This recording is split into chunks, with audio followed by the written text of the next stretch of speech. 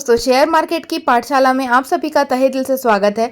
TCS ने अपने result को आज डिस्क्लोज कर दिया है। तो कैसा रहा रिजल्ट कंपनी का, क्या इसका एस्टिमेट था, एस्टिमेट वर्सेस एक्चुअल हम कंपैरिजन करेंगे। डिविडेंड क्या डिक्लेयर किया हुआ है, आगे क्या इस शेयर में देखने को मिल सकता है, पूरे इस वीडियो में हम सारी बातें विस्तार से बात करेंगे। तो दोस्तों, सबसे पहले हम बात कर लेते हैं कंपनी के डिविडेंड की। तो कंपनी ने 10 रुपये का डिविडेंड डिक्लेयर किया है दोस्तों, और इसकी जो रिकॉर्ड डेट है वो 20 रुपये की 20 तारीख की रिकॉर्ड डेट है, मतलब 20 जुलाई तक आपके पास शेयर होने चाहिए। और जो डिविडेंड की पेमेंट होगी वो होगी 5 अगस्त को, मतलब 5 अगस्त के दिन आपके अकाउंट में पैसे आ जाएंगे डिविडेंड की। ये तो बात हुई थी डिविडेंड की। अब बात कर लेते हैं दोस्तों कि एक्चुअल में इसका एस्टिमेट क्या था, क्या मार्केट मान के चल रहा था कि इसका रिजल्ट आएगा। तो रिजल्ट का एस्टिमेट जो था वो 11,999 करोड़ का नेट प्रॉफिट मान के चल रहे थे, और रेवेन्यू जो था 62,190 करोड़ का एस्टिमेट था। और एबिटा की बात अगर करें तो 24.70 का इनका एबिटा ये मान के चल रहा था कि मार्केट की इसके इर्द गिर्द ही रिजल्ट आएगा। अब देखते हैं रिजल्ट में कैसा रहा है, रिजल्ट इससे बेहतर रहा है या इससे कम। तो आइए देखते हैं। सबसे पहले दोस्तों हम बात कर लेते हैं कंपनी के प्रॉफिट की, सॉरी टोटल इनकम की। तो पिछले साल टोटल इनकम 60,778 करोड़ की थी, और इस साल जो इनकम है वो 63,575 हो गई, मतलब इनकम में बढ़ोतरी देखने को मिली है। अगर यही बात हम क्वार्टर ऑन क्वार्टर की बात करें तो 62,394 पिछले क्वार्टर में था, और इस क्वार्टर में 63,575 से इनकम बढ़कर देखने को मिली है। अगर हम बात कर लेते हैं कंपनी के एक्सपेंसेस की, तो एक्सपेंसेस अगर पिछले साल देखें तो 45,789 पे स्टैंड था, इस साल 47,344 पे स्टैंड हो रहा है। अगर Y Q on Q basis में कंपेयर करें तो 45,545 इस साल पिछले क्वार्टर में था, और इस साल 47,344 हुआ है, मतलब खर्चे बढ़कर आए हैं। तो अब खर्चे, अब दोस्तों जब आईटी सेक्टर के जब खर्चे बढ़ के आते हैं तो वो डॉलर इंडेक्स से भी कंपेयर किया जाता है, डॉलर इनकम उनकी कितनी रही है।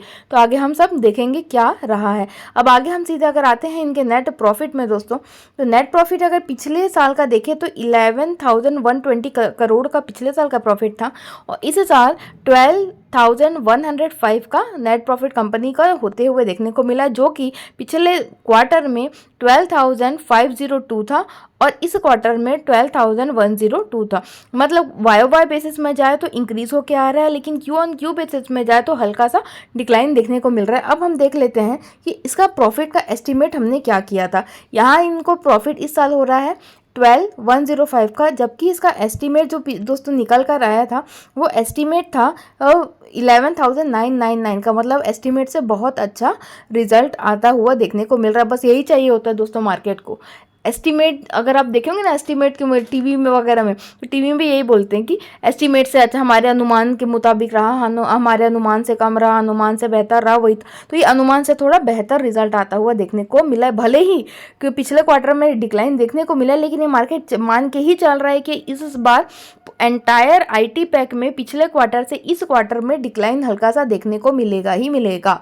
तो ये मार्केट ने पहले ही मान लिया और पहले ही इसको पचा भी लिया है।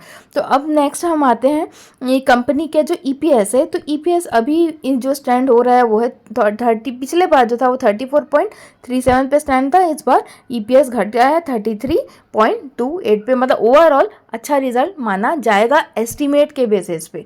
जैसा बोल रहे थे वैसा ही रिजल्ट आता हुआ देखने को मिला। अगर हम इसकी इनलाइन एक समरी देख लें तो रेवेन्यू 62,613 करोड़ का हुआ, मतलब वाई बेसिस में 5.4 का जंप हुआ है।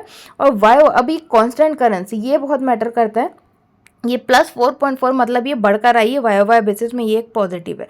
ऑपरेटिंग मार्जिन 24.7 से मार्जिन बढ़ा है। और नेट इनकम की बात करें, अभी अभी हमने देखा ये भी वाई बेसिस में 8.7% का ग्रोथ देखने को मिला है। अब दूसरा जो इनके में जो आईटी सेक्टर में देखा जाता है ना, वो ये देखा जाता है कि इन्होंने कितने लोगों को हायर किया है। तो ये देखिए वर्क फोर्स स्ट्रेंथ कितनी दिख रही है यहाँ पर, 6,998 हेड काउंट एडिशन, मतलब इस बार कितने लोगों को और ऐड किया है तो 5,452 इतने एम्प्लॉय को और ऐड किया गया है। तो दोस्तों ये सारी छोटी छोटी चीज़ें होती है जो मैटर करती है आईटी पैक के लिए। तो सारी चीज़ों का विस्तार से हमने विश्लेषण कर दिया है। अब देखते हैं दोस्तों कि इनकी आज आईटी सेक्टर का जो स्टॉक था वो कहाँ पर खड़ा है, ये 3900 के आसपास, मतलब आज के दिन पे ये रिजल्ट से पहले लगभग साइडवेज होता हुआ देखने को मिला है। और इस महीने अगर हम बात करें तो आईटी सेक्टर अच्छे खासे तेजी में रहा है। तो आईटी सेक्टर की जो चाल होती है ना दोस्तों, रिजल्ट के बाद या रिजल्ट से पहले, रिजल्ट के बाद जनरली वो डिपेंड करती है कि रिजल्ट से पहले वो कैसा था। अगर रिजल्ट से पहले उसने बहुत अच्छा परफॉर्म कर दिया तो रिजल्ट के बाद वो साइडवेज चुपचाप बैठेगा या एक बार प्रॉफिट बुकिंग आ जाती है। लेकिन रिजल्ट के पहले अगर उसने कुछ नहीं किया, एकदम चुपचाप बैठा था, तो रिजल्ट भले चाहे कैसा भी अनुमान मुताबिक आ जाए, अनुमान से बेहतर आ गया तो वेल एंड गुड, तब तो शेयर फिर रॉकेट बनता ही बनता है। तो इस केस में मुझे ये लग रहा है कि शेयर में हल्की फुल्की तेजी देखने को मिलेगी, क्योंकि अनुमान मुताबिक रिजल्ट रहा है और क्योंकि आईटी सेक्टर चला हुआ है, बहुत ज़्यादा नहीं चला है, लेकिन एक महीने से अगर 4 जून से 4 जुलाई अभी तक की बात करें तो इसमें कोई अच्छी खासी गिरावट देखने को नहीं मिली है और आईटी सेक्टर आगे भी फोकस में रहेगा और अच्छे पॉजिटिविटी के साथ आगे बढ़ेगा।